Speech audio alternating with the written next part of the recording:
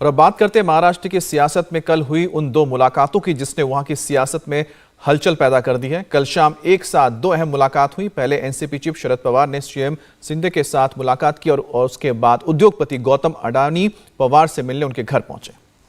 इन दो मुलाकातों के बाद महाराष्ट्र के सियासी गलियारों में चर्चाओं का दौर शुरू हो गया है।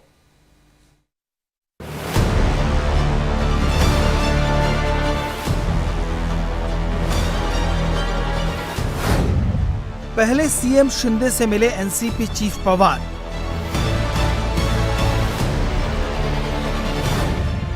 फिर कारोबारी अडानी ने की पवार से मुलाकात।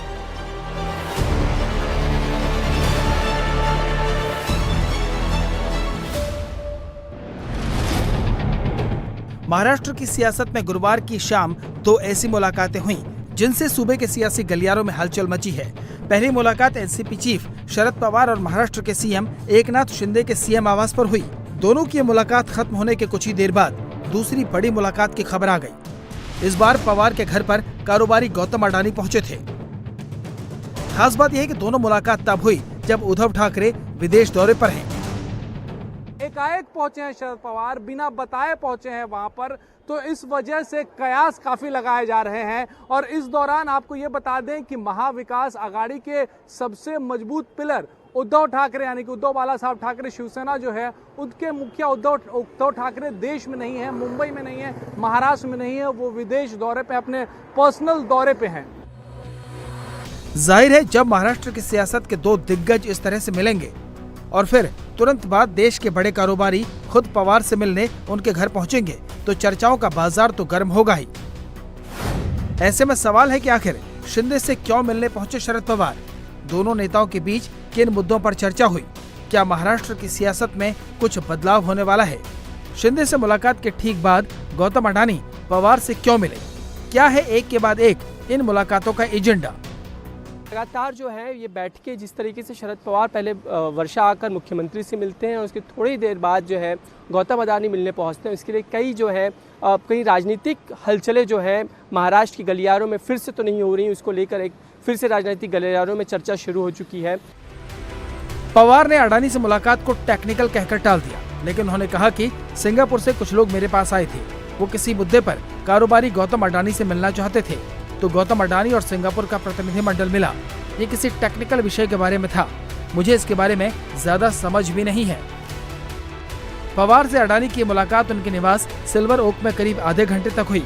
खास बात यह भी है कि पवार और अडानी की मुलाकात सीएम शिंदे से पवार की मुलाकात के तुरंत बाद हुई।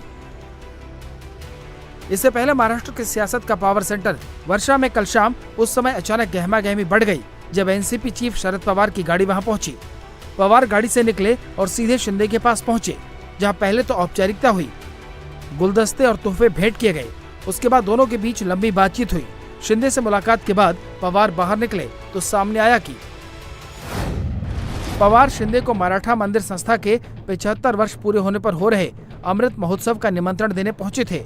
कार्यक्रम 24 जून को मुंबई में होगा। शरद पवार मराठा मंदिर संस्था के अध्यक्ष हैं, इस नाते वो सीएम शिंदे को निमंत्रण देने पहुंचे थे। इसके अलावा महाराष्ट्र में मराठी फिल्म, रंगमंच और कला क्षेत्रों के कलाकारों की समस्याओं को लेकर भी दोनों के बीच चर्चा हुई। कहा गया कि इस मुलाकात का कोई राजनीतिक एंगल नहीं है। कुछ मुद्दे जो हैं शरद पवार ने रखे हैं, एक तो मराठा मंदिर के उद्घाटन को लेकर था, उसके निमंत्रण को लेकर था, लेकिन उसके बाद ही महाराष्ट्र के कुछ अहम मुद्दे उन्होंने रखे हैं, जैसे शुगर फैक्ट्री से जुड़ा कुछ मुद्दे हैं। इसके अलावा मराठी सिने कलाकार एक जो बहुत बड़ा मुद्दा उनके लिए रहा है, जो उस पर उन्होंने जिक्र किया है कि उसकी बैठक बुलाई जानी चाहिए। और इस तरीके के कई मुद्दों पर उन्होंने बातचीत की है। खासकर महाराष्ट्र के जो किसान हैं उसकी स्थिति खराब है, क्योंकि कई जगहों पर बेमौसम बारिश हो रही है। महाराष्ट्र में शिंदे के सीएम बनने के बाद दोनों नेताओं की ये पहली मुलाकात है। फिलहाल पवार 2024 के चुनाव से पहले विपक्षी दलों को एकजुट करने में जुटे हैं। 12 जून को नीतीश कुमार ने पटना में विपक्षी दलों की जो बैठक बुलाई है उसमें पवार शामिल हो सकते हैं। उद्धव ठाकरे को भी इस बैठक में बुलाया गया है।